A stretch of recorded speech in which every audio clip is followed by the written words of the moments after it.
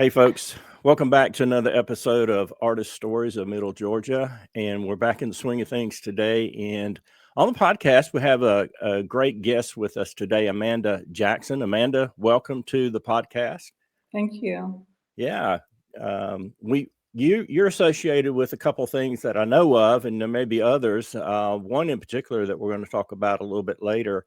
But you and I met several weeks ago, maybe a couple months or so ago, through a mutual artist, Beth Smith. They're at the studio that's actually there on your property in Kathleen, Georgia. And I was taking some lessons there with Beth and got to meet you. And then so you have some connections to CAD, but you also have some connections to Jailhouse Alley Art. And Yes. we're gonna be talking a little bit about that today. And that's primarily why we're doing the podcast today. Interview is to promote a show that's coming up on November the 1st, correct? Correct. Yes, correct. Yeah, they have a show every year on November 1st. Yeah. So we'll talk a little bit about that, but I want to kind of have you tell a little bit about yourself and, where does your artistic or artist story begin? And then we'll move in and transition into talking a little bit about the show that's coming up at the 1st of November. Okay. So yeah, sure. Tell us a little bit about yourself. Okay. Well, I'm from England. Clearly, I don't have a Southern accent. I love the accent. Yeah. You don't have that Southern drawl like the rest of us do, right? Unfortunately. Yeah. So I grew up I was born in Norfolk in England. I grew up primarily just outside London in England, in a town called Guildford. And I loved art. I did art as a teenager, but life takes over. Got married and I actually worked in wedding and events and corporate travel and events. So sort of my artistic side, setting up event space and wedding space and that sort of stuff. And then I met and married my husband he was stationed in the Air Force in Spain, and we got stationed to Germany and then moved to Sacramento, California. And I took up art again for adult night classes. I went to a community college there and got my AA in art. So kind of just sort of pursuing the dream and doing it a little bit on the side. I actually got involved in a Christian art community out there. There's a church called Bethel in Reading that teaches prophetic art. So I sort of got started by doing art in the church, actually doing art for women's conferences on stage, that sort of thing. And then we moved to Georgia about 4 years ago, retired here, and I got involved with the Fine Arts Society and Jailhouse Alley. Through the Fine Arts Society, Terry Bennett, who's a member of Fine Arts, invited me to the Jailhouse Alley group. They had an opening and were looking for somebody else to join the group. So I joined about a year and a half ago, 2 years ago. And they're just a great group of ladies, actually. It goes back about 50 years. And I'll tell you a little bit about that. They were actually founded by a lady called Christine Evans Murray. She had no children of her own and loved art and wanted to teach art. And she basically got a tenant house donated to her by another lady, and they started classes there, probably doing like 20 other people, I think, ended up joining, and it was kind of named in about 1967 as the Jailhouse Arts Alley Association, because they had this little house donated to them that was behind the jailhouse. Oh wow! I was wondering how it got its name and that's how it's got its name. Is there a jail? Is it in a old jailhouse, or is there one in close proximity and that kind of thing? So yeah, you answer that question for me. Thank you. Yeah, so that's how they got their name, and then they went on to do adult classes. They started with drawing and pen and ink, charcoal, that sort of thing, and then they went on to do acrylic and watercolor. And that's been going. Like I said, they've had their 50-year anniversary, and there was an official teacher that was hired, a lady called Dodie Lovett, who was hired in 1969, and a little article printed in the newspaper about her. So yeah, and then since 1984, it's moved on, and lots of other people. They were in the school out there in Fort Valley for a while, and they had different venues. And I think now they're in the Board of Supervisors building. They've given them a room there. And we've got Pam Perry is one of the board now. She's a great lady. She taught art for 40 years. And a lady called, we have Margaret Matthews. She's also a teacher. And Betty Cleveland, who I believe is in her 90s now, but is still doing art. Wow.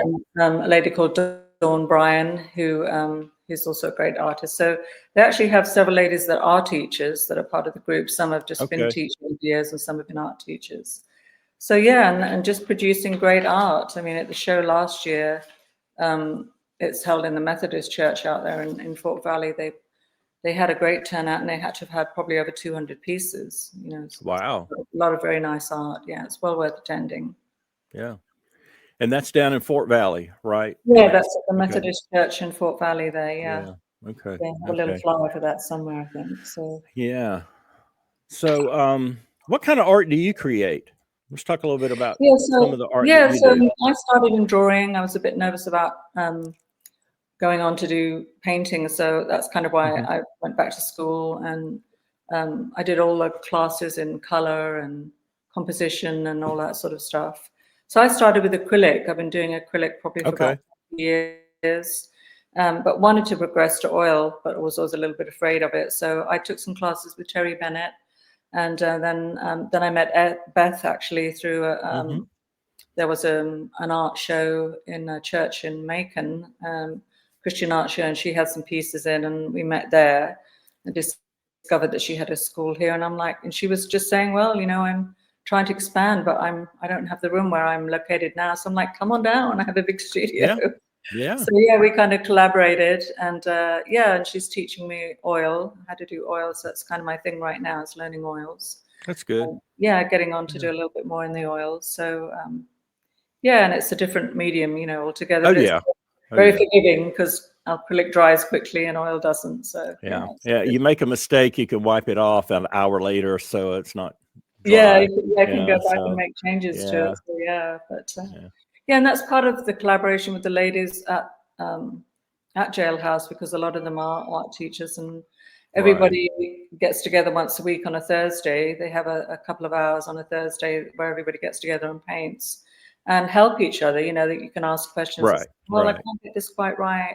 What do you recommend? And everybody will collaborate, and help you get. That's great. That's great. Get that positive feedback, not really being, kind of the positive feedback, not necessarily the critique, because critique sounds so critical. It's like, but there to help and point out some things that you could try and do a little different, or try something new, that kind of thing. I love that. Yeah. So it's great. Yeah, great to have the encouragement, and everybody's got, different things that they're working on. Some people are doing portraits, I'm doing the landscapes. One lady likes to do animals. I like to do big cats, tigers and lions and things like that. So everybody's got something different, and everybody was encouraging. So it's nice. Yeah. That's good. So it's a small group there, and it's only women. Is that correct? Only it is women. Yeah, I think they're kind of focusing. And it's an exclusive group because you have to be invited to be a part of it. Is that correct? It's not just open to the public. And I think anybody could show up and participate and that kind of thing, right? Yeah, it's not open to the public. I think originally they had gotten up to 20 or 30 members back in the day, but they have a smaller space now, and I think. Part of the reason for that too is the show is that they're kind of keeping it around a dozen ladies, because they have a smaller space for the show and they couldn't accommodate, that much art. But it's basically on invitation. So I was very fortunate to get invited. So So they've been going 50 years, and they do put a calendar out every year too, because that kind of started back in the day when they were teaching in pen and ink.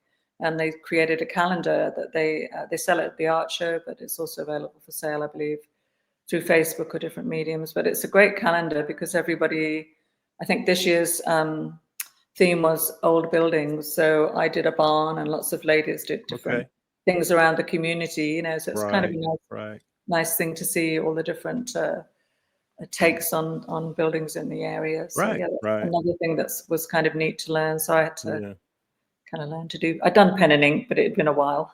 Okay.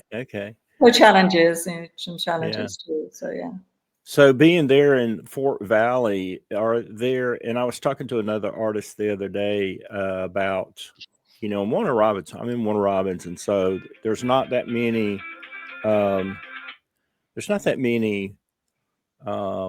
places to go do plein air painting in Warner Robins. You know, we don't have the ocean, you know, we don't have this wonderful mountain that we can go, no desert scene, you know, that kind of thing. I mean, we really don't have a downtown at all. You know, Perry does, Macon does, that kind of thing. Fort Valley does. So is there anything in the Fort Valley area that, you know, if somebody that's watching this, that is an artist that says, hey, I'm looking for places to go to do maybe some plein air painting? Is there maybe some statues or fountains or some parks or maybe some structure, buildings, barns, things like that people might be interested in? Yeah, I have to be honest, I haven't looked around that much, but they do have kind of a neat downtown. I've been downtown to the little restaurants there. They have like they have the old railroad there, and they have kind of some neat old buildings downtown.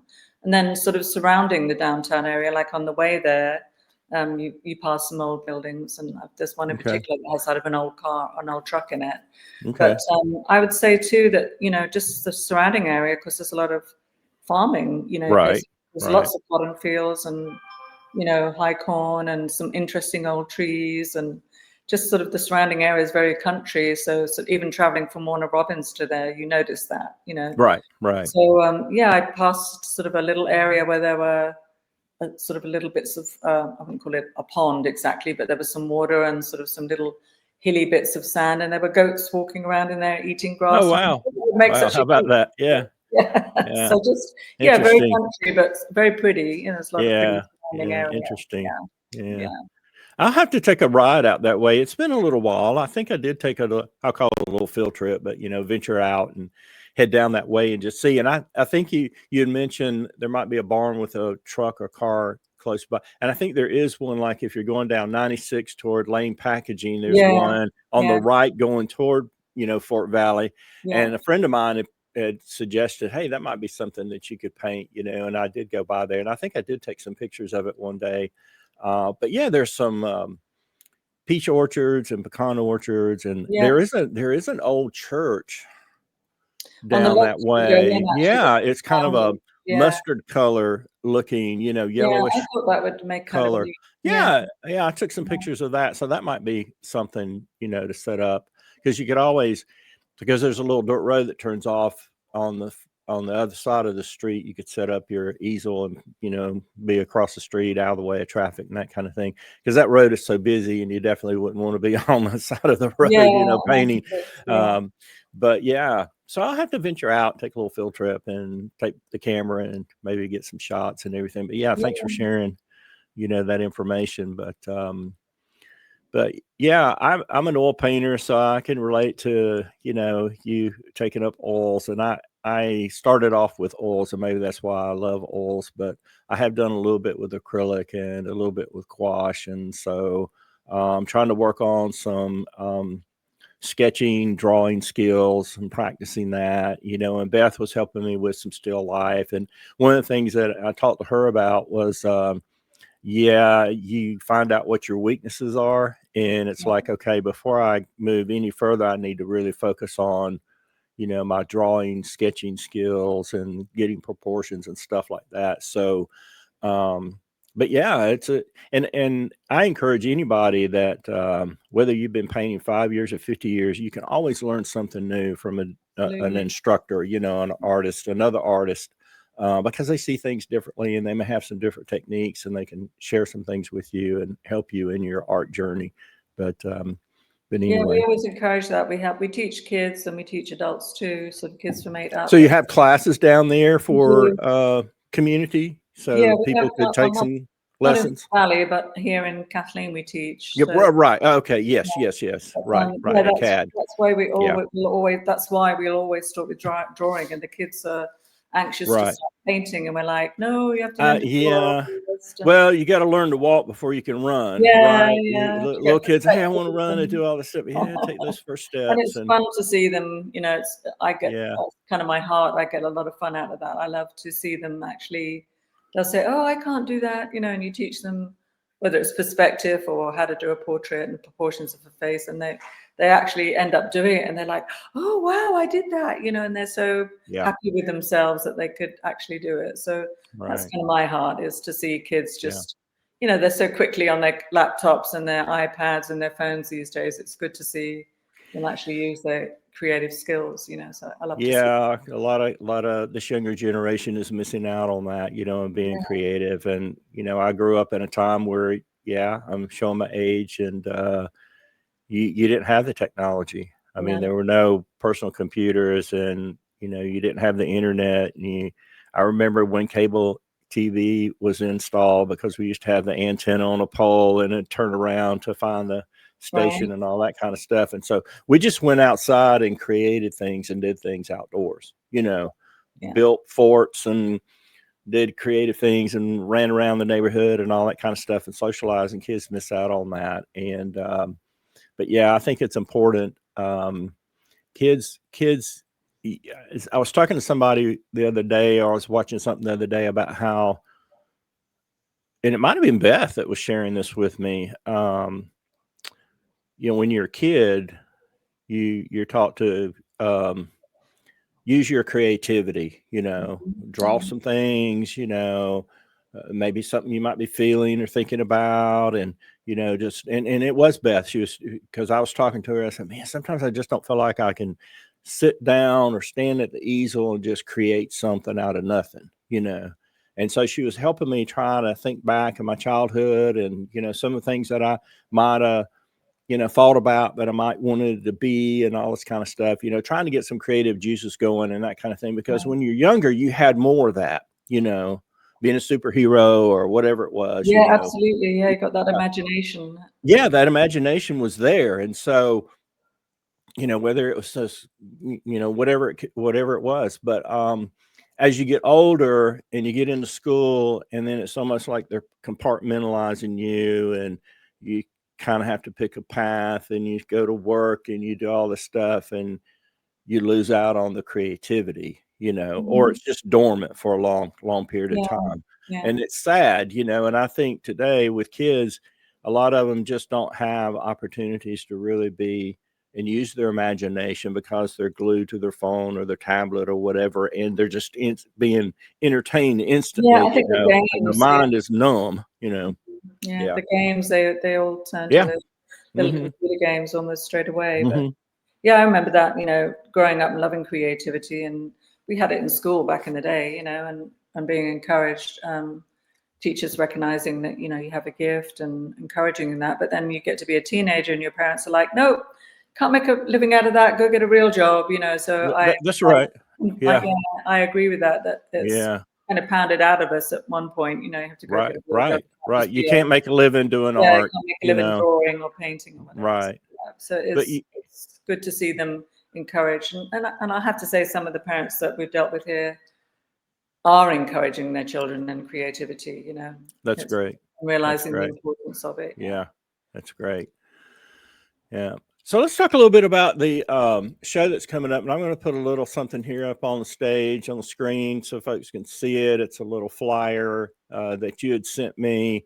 And it's about the Jailhouse Alley Art Show and Sale that's coming up. It's on a Saturday, November the 1st. It's just about a week and a half away. And tell us a little bit more about that. Where is it going to be? What the time is? What kind of art that people can expect? And just kind of take it from there. Yeah, as it says, it's the Methodist Church on that corner of Miller and West Streets, and there's a little door there on the side that people come in, and it's kind of like their little meeting room that we have that in. So there's roughly a dozen artists, and all of us have, I think, 3x6 panels. We have 2 of those each, I believe. So we all go the day before and hang our art and everything, and I believe it opens to the public around 10 that morning. About 10 o'clock. Okay. All right. Yeah, I'm right. Shoot me if I'm not, but I think that's the right time. Okay. And pretty much stays open, I think, through the afternoon till around 3 or 4. Okay. So people just come through, and it's just open to everybody that wants to come and walk through and take a look. The art is for sale if people want to buy. Some of the ladies do postcards, if people want to buy that version of their art in postcards and bookmarks. Yeah. That sort of thing. Have little cards, prints. Yeah, so there's some knickknacks and things to buy. And that's good. Yeah, just a great variety. As I said before, some ladies do landscape, last year, when I think it was Pam did some great landscapes of sort of the marsh areas around here. Oh, yeah, Very yeah. pretty. Yeah, she did some of that. I'd like to meet her and see some of her artwork, because I love painting the marshlands, Yeah, mostly of South Georgia and the coast. But yeah, she did a great job yeah, on that. And then yeah, one lady's particularly into doing pets, pet portraiture, and then another lady likes to do flowers and birds. And so, yeah, there's a great variety, pretty much something for everybody, I think. Yeah. awesome, awesome. And you said that earlier that they put out a calendar. There's a calendar. Is that on their website? And I do believe they have a website or a Facebook page. Yeah, they have a Facebook page. I believe it's on Okay. there. And then there will be the calendars also for sale at the show. Okay. Okay. And they're great to have because they're pretty much of local buildings. So it's kind of a memorabilia piece also. Yeah. Right. And But this yeah, is an 2026 is right around the corner. okay. And this is an annual event for Jailhouse Alley Art, It right? is, yeah, they do it kept it on November 1st every year. So Okay. a lot of people Okay. come just because they've known about it, and have always Right. come. But And yeah, it's perfect timing, because the holidays are just around the corner and people can go in and shop and find something for yeah, family or friend for Christmas. And absolutely. so, yeah, it's perfect timing, perfect time. Are there any other events similar to this that Jailhouse sponsors? I think it's the only one they do. They do sponsor, I believe they do an award for children. Let's just have a look at my notes here. They do an award. Let's see.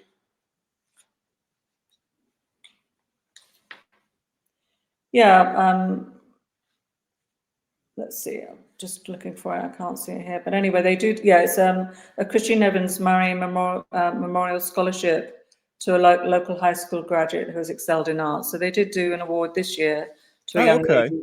Yeah, so that's another thing that they do. Encouraging the kids also. So that's a great thing that they do. But I think that's the only event they do consistently each year is that one. Yeah. So that's a scholarship a high school senior could use to further their art in college. Is that correct? Is that pretty much? I think it's a monetary scholarship they give every year. Several kids enter, and then they'll choose one, and then there's a monetary award that they give them. Okay. So Okay. not Great. something, Great. like a That's great. to go through college. But it's a monetary award, and just Okay. a little certificate recognizing their art. Yeah. Right. That's fantastic. Yeah, they did do it this year. I don't remember the young lady's name, but she was very, Okay. very happy to receive it. So yeah. All right. That's awesome. Yeah, this has been great. I appreciate you, sharing this information with me. And, I encourage folks to get out on that Saturday and do a little Christmas shopping. Go to the Jailhouse Alley Art Show and Sale there in Fort Valley on November the 1st. It's going to be from 10 to about 3 in the afternoon. Just encourage folks to get out and check out the wonderful artists that have created some great work. You may find something there. Hopefully you'll find something there that you can take home, purchase it, take it home, and put it in your own art collection, or buy it for a friend or family member or associate, for as a gift. It can be a birthday gift, Christmas gift, whatever. But yeah. And, I'd kind of contacted or reached out through the Facebook page, and I had no idea that you were associated with the Jailhouse Alley until someone that's a member said, "Well, we'll have somebody reach out to you." And the next thing you know, you're reaching out to me and saying, "Hey, Victor," and I was like, "Oh my God!" Yeah, I had no idea. So it's like, "Oh, cool, yeah, I know." It's so funny because Pam said to me, "Oh, this young man called Victor contacted us about doing a podcast." I was like, "Oh, I know Victor." So she's like, "Oh, great!" Perfect. Yeah, small world. I know, isn't it? And it's even smaller in the art world in Middle Georgia. It really is. Yeah. And well, it's so great that you support the local art community, Victor. And that you're also an artist yourself. But it's great to have that. Somebody that's encouraging the local art community here in Middle Georgia. It's good to see that. Well, thank you. I really appreciate that, because I was talking to Karen Sisk, who is the president of the Fine Arts Society Right. of Middle Georgia. And so I was at a meeting Monday night, and I was talking to her. She said, "Oh, I just love that you're doing this podcast." And I said, I just think it's wonderful. And I said, well, and she asked me, well, how did I get started? And I told her, and one of the purposes is to do exactly what we're doing now. We've actually, hate to say, kill two birds with one stone, but it's like, tell me a little bit about Amanda and your art background and art journey and artist story, but also about this art show that's coming up. And that's one of the things that I want to do is help promote the arts in the Middle Georgia area, whether that's Macon, Forsyth, Milledgeville, Perry, Fort Valley, wherever. And just to get more artists involved and to let them know it's not difficult to do. You can sit in your pajamas if you want to and, be interviewed, because most of the time you see from about shoulders up in your head, so, you could be in your pajamas or whatever, and just be relaxed and just tell everybody about yourself and your art and what's going on, because I've met so many wonderful people and so many wonderful talented artists by doing this. And I've done 15 or 16, maybe 17 interviews now, which is great. And that's just, wow. Since April when I started it. And it's been, and I try to put something out every week, but there's sometimes, just through scheduling and stuff like that, a week or two may go by and I'm just not able to do it. But, I've got a couple more lined up in the next 2 or 3 weeks. And I'm trying to get some more lined up, because I know when the holidays hit, people travel and it's a busy time and what have you. So it may slow down a little bit. But yeah, I just appreciate your time today, because I know your time's valuable, and I know things are going on there at the studio there at your home. And folks, let me just tell you, it's a dream studio. Let me say that, Amanda, because you're I believe it was your son. Is that correct? That Yeah, helped yeah. with the conversion of a 2 to 3 car garage that's Mhm. detached from the house, and it has a bathroom in it, and it has a sink. It has a little office space. It has some storage space. It's got this huge room for multiple people to be in there. But if you just used it yourself, I mean, it's just so much space and so much light too, that comes in through the windows and that kind of thing. And it's just, I'm just really impressed and grateful that I had the opportunity, to come out and take some lessons with Beth and to meet you and get to know you better and that kind of thing. And I do want to do some follow-ups maybe in the future if something's going on that hey Victor, we need to get this out. We need to try to promote something with Jailhouse, or maybe it's with CAD, or maybe it's something else. Please don't hesitate to reach out to me. You got my Yeah. email. I can give you my cell number if I haven't given that to you already. And also through Facebook, message me and I'll be glad to do something. I can come on site if I need to. Okay. I'm going to do my best to come out on the November the 1st to the art show.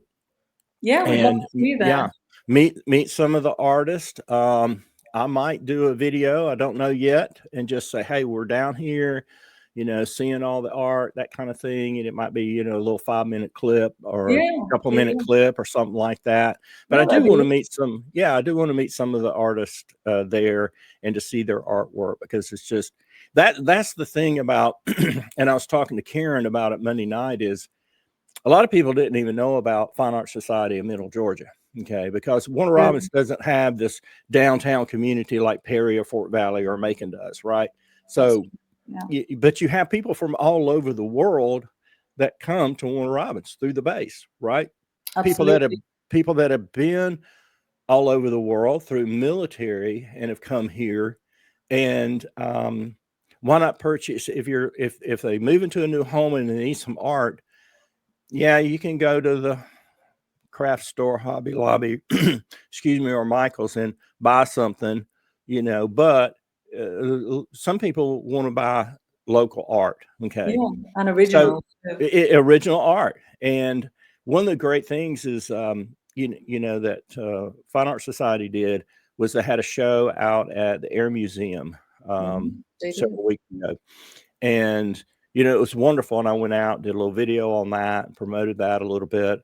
But it's just trying to get the word out about places like this, the Jailhouse, trying to get things out about Fine Arts Society of Middle Georgia, trying to build that community and have that culture of art in the Middle Georgia area, especially Warner Robins.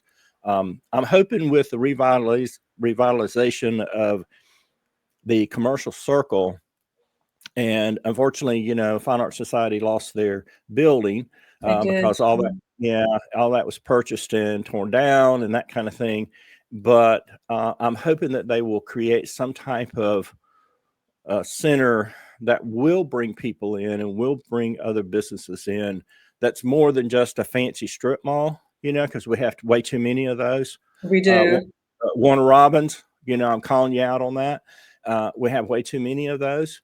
But to have something, you know, that's similar to that downtown feel to it, you know, that hometown feel to it.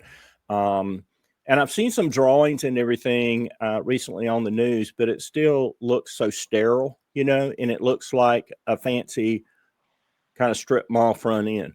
But hopefully, you know, it'll be something different. If they can do something like this, then you could have, you know, the Fine Arts Society of Middle Georgia has a building, a gallery, and, you know, you're attracting people and people are coming in and they know that more about it, you know, and that's the whole thing too of doing this podcast, just try to get the word out to people and share information. And let your folks know that I greatly appreciate your time today. I greatly appreciate them pointing you to me, and hey, we knew each other already, which was great. It makes it a little bit easier for us to sit and talk. But it's been amazing, and I appreciate it so much. Anything that you would like to share with folks before we stop today? And I'd say probably just really about CAD, which is Cornerstone Academy of Art, and you know, being affiliated with Beth, and they're doing a little bit out of my studio here in Kathleen, but they do have a studio in Macon, right? And they do teach there anything from live figure drawing to painting and creating. But they are looking at a new space. Beth has talked to me about that. I don't really have the details on it, but I know there is going to be a bigger space where people can come and see the art, and they offer classes as they do, but they'll be expanding too. So that's kind of exciting too, that things are, you know, moving on with that. And we're expanding a little bit in that arena. And yeah, I would love to see that here in Warner Robins. It really is something that we desperately need here. We just don't have an outlet for the artists. Yeah, really. I'm hoping so. It would be nice, you know, if Perry had something like that too, because I love Carroll Street, you know, the little downtown area. There's a lot of little gift shops and other shops and restaurants and stuff. And it would be so neat if you had an art gallery in that little town square somewhere, just within walking distance, a block over, around the corner, or whatever, because it seems like Perry is always having something going on, and you could get a lot of foot traffic. But then again, as you know, with working with Jailhouse as well as CAD, you sponsor events, you know, and you host things and say, hey, we're doing a show and we're featuring these artists and we're featuring children's art or whatever it is. So it brings a lot of people just by doing that. So I'm hoping, you know, we'll keep our fingers crossed that maybe in the future sometime they may do something. Somebody may have enough money to open up a gallery like that. You know, if I was rich, I'd probably do it myself. But I know it's always the sought after locations are always the more expensive, unfortunately. But they do have little fairs down there from time to time that I've noticed. They do, yeah. Some artists do display and jewelry and things like that. Right. But right. So there can be opportunities from time to time. Yeah. Perfect. Well, thank you so much. Yeah, I've really enjoyed it. Yeah, been my pleasure. Lovely to talk to you again, Victor. Yeah, thanks everybody. Painting. Oh yeah. Thanks everybody for tuning in today, catching another episode of Artist Stories of Middle Georgia. Please give us a thumbs up, subscribe to the channel, share this with your friends, fellow artists, associates, and everything. But we're so grateful that you're able to join us today, and catch us in the next episode. Take care, everybody. Take care, Amanda. We'll see you. Bye-bye. Thank you. Bye. Thanks for joining us for another episode of Artist Stories of Middle Georgia. We really appreciate our audience and would love to hear about other artist stories you'd like for us to share. Please email us or leave a comment. You can find us on Facebook, YouTube, and Instagram, and like and subscribe. Keep painting, everyone!